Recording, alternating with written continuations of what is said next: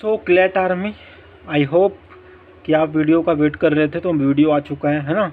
और आपके लिए बहुत स्पेशल होने वाला है, ठीक है ना। यूँ समझ लीजिए कि मैंने क्लैट की मैथमेटिक हैक कर ली है। देखो आज का जो वीडियो थोड़ा समझाने वाला मैंने रखा है, किस प्रकार से ट्रिक्स लगती है, लेकिन है ना अगले जो वीडियोस आएंगे वो आपके लिए इतने गोल्डन वीडियोस होंगे आप सोच नहीं सकते हो। क्योंकि उस वीडियो में मैं आपको ऐसी चीज़ बताने वाला हूँ, वो आप यार आप सोच भी नहीं सकते हो। उस पीडीएफ को, यानी कि जो जो मैं 3 4 5 6 7 8 9 9 से 10 वीडियोस में आपके लिए लेके आऊँगा, दैट्स इट। अगर आप उनको प्रिपेयर कर लेते हो तो आपके क्लैट की मैथमेटिक्स उससे बाहर नहीं आएगी। जितने पीडीएफ दे रहा हूँ उसमें से किसी ना कोई एक पीडीएफ के सारे क्वेश्चन फंसने वाले हैं, सेम टू सेम एग्जैक्ट। अब मैं कहाँ से ला रहा हूँ, या फिर इस बुक से ला रहा हूँ या फिर अदर बुक्स से, तो मैंने देखो यार मैं एनालिसिस करना पड़ता है। जब मैंने एनालिसिस किया तो यार इस बुक से काफ़ी ज़्यादा क्वेश्चंस जो है सिमिलर मुझे दिखे, हाँ, जो कि मैं पीडीएफ में डाल दूंगा। और आज के जो क्वेश्चंस है वो आप देख लीजिए, है ना। मुझे पता है कि आपके मन में अभी लड्डू फूट रहे होंगे, कोई दिक्कत वाली बात नहीं है, फूटने भी चाहिए ना भाई। हैक हो चुकी है, अपने भाई भतीजों सबको बता दो कि मेरा सिलेक्शन हो चुका है ना। तो क्लैट की मैथमेटिक हैक जिस प्रकार से की है उस प्रकार से हम आगे के जो आपके जैसे कि सोशल साइंस वगैरह भी उसमें कुछ आता है तो उसका ट्राई करूंगा। लेकिन इसके बाद यार जेई वालों के लिए बहुत कमेंट आ रहा है तो उसका फिर मैं दूंगा ना। तो जेई की मैथ्स का अभी जो मैंने क्वेश्चंस अभी इसमें प्रोवाइड कर रहा हूँ उसको आप सॉल्व कर लीजिए, देख लीजिए। उसके बाद जो नेक्स्ट वीडियो आएंगे वो आपके लिए सबसे मेन रहेंगे। ये वाला वीडियो तो मैंने वैसे लेके आया हूँ। सो स्टार्ट करते हैं यार। जैसा कि हमारे पास ये वाला क्वेश्चन है, 72 सेंटीमीटर परिमाप वाले समबाहु त्रिभुज की ऊंचाई ज्ञात कीजिए, है ना। और हमारे पास इस ऑप्शन है, तो ऑप्शन को देख के आपको लगेगा कि यार कहीं ना कहीं इन दोनों ऑप्शन में से ही अपना आंसर होगा। और बेसिकली इन दोनों में ऑप्शन में ही हमारा आंसर छिपा हुआ है ना। 72 सेंटीमीटर परिमाप वाला समबाहु त्रिभुज, आप जानते हो कि जो समबाहु त्रिभुज होती है उसकी तीनों भुजाएं बराबर होती है। तो उसको आप जब 3 से डिवाइड करोगे तो ये 24 हो जाएगा, ये 24 हो जाएगा, ये 24 हो जाएगा, है ना। अगर आपको इस प्रकार से आपकी सोच डेवलप नहीं होती है तो आपको मालूम रहना चाहिए कि जो इसके परिमाप का जो फॉर्मूला होता है वो 3a को परिमाप पता है वो डाइड कर लेगा। 3a इज इक्वल टू हो जाएगा हमारे पास 72, देन a की वैल्यू हो जाएगी 24, है ना। और यहाँ से भी बेसिकली आप जो कॉमन सेंस वाली चीज़ें हैं, ठीक है। और आपको पूछा है कि इसकी ऊंचाई क्या है ना। तो यार देखो जो 10th में है, अगर उसने क्लास 9th अच्छे से पढ़ा हो तो ही उसको ये जो क्वेश्चन है तभी उससे सॉल्व होगा, है ना। तो जो हमारे पास फॉर्मूला होता है समबाहु त्रिभुज की ऊंचाई का वो होता है हमारे पास a√3/2, दैट्स इट। ए की वैल्यू हमारे पास निकल के आ गई है, कितनी निकल के आ गई है 24/2 करेंगे तो 12 और √3 का √3। ऑप्शन नंबर ए था इजी क्वेश्चन, लेकिन जिसको फॉर्मूला पता था उसके लिए इजी क्वेश्चन था, नहीं पता था तो यहाँ पे आपको कॉमन सेंस लगाना था, ठीक है। नेक्स्ट क्वेश्चन हम देखते हैं। क्वेश्चन है हमको उस त्रिभुज का क्षेत्रफल मतलब एरिया फाइंड करना है आपको यहाँ पर, जिसकी भुजा 30 सेंटीमीटर 32 सेंटीमीटर तथा 34 सेंटीमीटर है।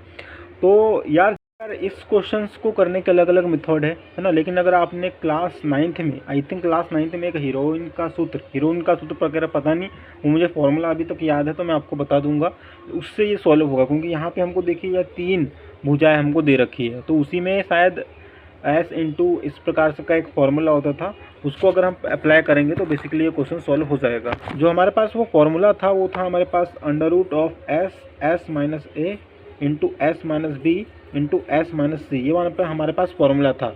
लेकिन अगर आप यहाँ पर चीट कोड्स लगाना चाहो तो देखिए √21 एंड √21 दो बार है, तो आप अगर रिस्क लेना चाहें तो इन दोनों में से ले सकते हो। इन दोनों में से अगर रिस्क लेंगे तो आपके क्वेश्चंस के सही होने के चांसेस कहीं ना कहीं 50% ज़्यादा हो जाएंगे। ओके, तो सॉल्व कर लीजिए। आपको पता है कि हम S की वैल्यू कैसे फाइंड करते हैं, S इक्वल टू होता है a+b+c/2, और हमको यहाँ पर a की वैल्यू दी रखी है 32, 34 एंड 30। 30, 60 और 30 90, 94 और 2 होता है 96। ओके, और 96 का आप आधा करोगे तो 48 दूनी होता है 96। इसका मतलब S की वैल्यू हो जाएगी हमारे पास 48। ओके, तो अब यहाँ पे S की वैल्यू 48 रख दीजिए। A की वैल्यू हमारे पास है 30, फिर है हमारे पास B की वैल्यू 32 और 34। तो यहाँ पर आप इसमें वैल्यू आराम से रख सकते हैं। तो देखिए 48 यहाँ पे जाएगा हमारे पास 48 और S-A।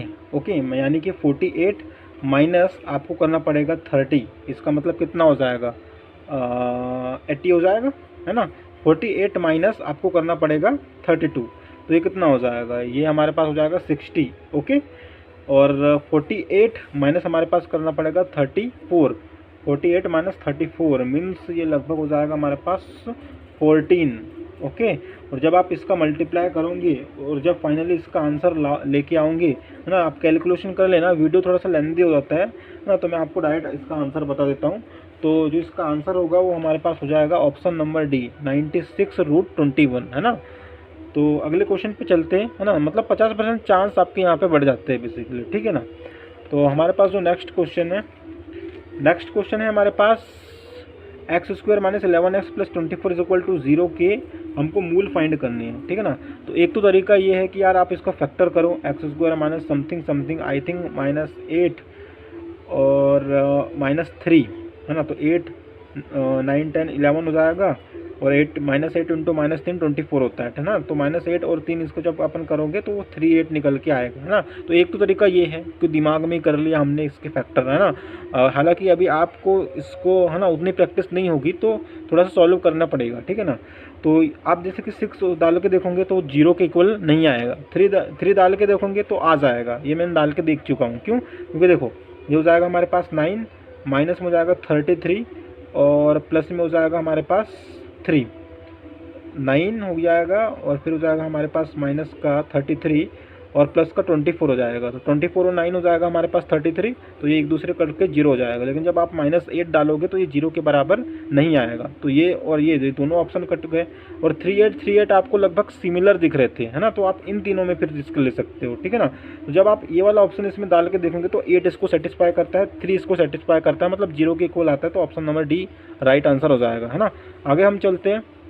हमारे पास ये क्वेश्चन है कि जो हमारे पास श्रेणी के स्थान पर, मतलब यहाँ पर कौन सा हमारे पास नंबर आना चाहिए, ये हमको बताया गया, बोला गया है कि फाइंड की। तो यार देखिए यहाँ पे 840 है और यहाँ पे 860 है, तो आप इन दोनों में से रिस्क ले सकते हैं जब आप इस क्वेश्चन को सॉल्व करोगे। क्योंकि देखो यार मोस्टली लोगों ने इस क्वेश्चन को सॉल्व कर लिया होगा, तो मैं यहाँ पे अपना टाइम वेस्ट नहीं करूँगा। आपको पता है कि यहाँ 200 का डिफरेंस आएगा, तो इसका आंसर जाएगा 860, है ना। सीरीज़ का क्वेश्चन लगभग हर एस्पायरेंट से बन जाता है, ठीक है।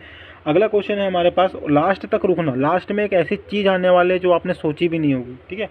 10 - 4/5 दिस दे रखा है, और यहाँ पे अपने को 2 लेके आना था। तो ये तो कॉमन सेंस से अगर आप ऑप्शंस डाल के देखते और कौन सा ऑप्शन इस वाले इक्वेशन को सेटिस्फाई कर रहा था, तो ये तो बहुत ही रद्दी क्वेश्चन था यार, है ना। इतना लो लेवल का क्वेश्चन आपकी एग्जाम में आ रहा है, तो आप कहीं ना कहीं खुशनसीब हो ना। वैसे इसका आंसर जब आप यहाँ पे 11/24 करोगे तो इसका आंसर आ जाएगा। मैं नहीं करवा रहा हूँ भाई, बहुत ईजी क्वेश्चन है, ठीक है। तो हमारे पास नेक्स्ट क्वेश्चन है ना। इस क्वेश्चन में बड़ी ही मज़ेदार ट्रिक लगेगी, आप देखना, है ना। हमें बोला गया है कि 4 क्रमागत सम संख्याओं का योग 300 है, तो सबसे छोटी संख्या कौन सी है। तो देखिए यार, एक तो अगर सबसे जो मतलब एक विद्यार्थी होगा जिसको इसकी मेथड पता है, तो वो क्या करेगा पता है, वो सबसे पहले बांधेगा कि वो पहले जो नंबर है वो x है, फिर वो बोलेगा कि दूसरा नंबर फिर क्या होगा, सम संख्या है इसलिए फिर x+2 होगा, फिर बोलेगा यार तीसरा नंबर क्या होगा, x+4 होगा। तो ऐसे ही वो 4 संख्याओं को फिर 300 के बराबर रखेगा, और फिर अपना बहुत टाइम वेस्ट करके आंसर लेके आएगा। लेकिन जो सबसे होशियार बंदा होगा वो क्या करेगा, देखो यार मैं ऑप्शन से चलता हूँ, वो सोचेगा मैं ऑप्शन से चलता हूँ, मेरे को 4 क्रमागत सम संख्या बोला गया है और पूछो इनका योग 300 है, ये दिया गिवन है। अब बोला गया सबसे छोटी संख्या क्या है, मतलब अगर ये वाली इन चारों में से कोई ऑप्शन होगा, तो इसका मतलब ये है कि ये चारों में से कोई ना कोई सबसे छोटी संख्या है ना। तो 4 संख्याएं हैं, तो इसका मतलब 3 इनसे बड़ी संख्या होगी, है ना। जैसे कि मैं ऑप्शन नंबर 1 की जांच करता हूँ, है ना, 72 है ना। 72 को हमने सबसे छोटी संख्या बोल के चली, और हमारे पास कुल संख्या है 4, और बोला गया है सम संख्याएं है, तो इससे बड़ी 3 संख्याएं कौन सी होगी, कॉमन सेंस यार, 74 होगी, 76 होगी, 78 होगी, है ना। तो 8 और 2 हो जाएगा 10, एंड ये 16 और 4 हमारे पास हो जाएगा 20, है ना। तो ये हो जाएगा हमारे पास 7 × 4 28, एंड 2 हो जाएगा 300। इसका मतलब ऑप्शन नंबर ए हमारे पास हो जाएगा करेक्ट आंसर। देखा, हमने क्वेश्चंस को देखा ही और हमारा आंसर आ गया ना। बस सोचने का तरीका अलग अलग होता है ना। अगर ऐसी x+2 अगर तरीके से सोचता तो बहुत टाइम लग जाता। अगर हमारे पास ये अगला क्वेश्चन है, 25 बुक्स का जो हमारे पास क्रय मूल्य है 20 पुस्तकों की विक्रय मूल्य के बराबर है। अब इसको भी बहुत सारे लोग वैसे सॉल्व करोगे, है ना। अब जिसको, लेकिन ये जो क्वेश्चन है ना बहुत रद्दी क्वेश्चन है ना। मतलब क्लैट में ऐसे क्वेश्चन पूछे जा रहे हैं यार जो कि 8th 9th वाला बच्चा भी उसको इजीली कर लेगा, है ना।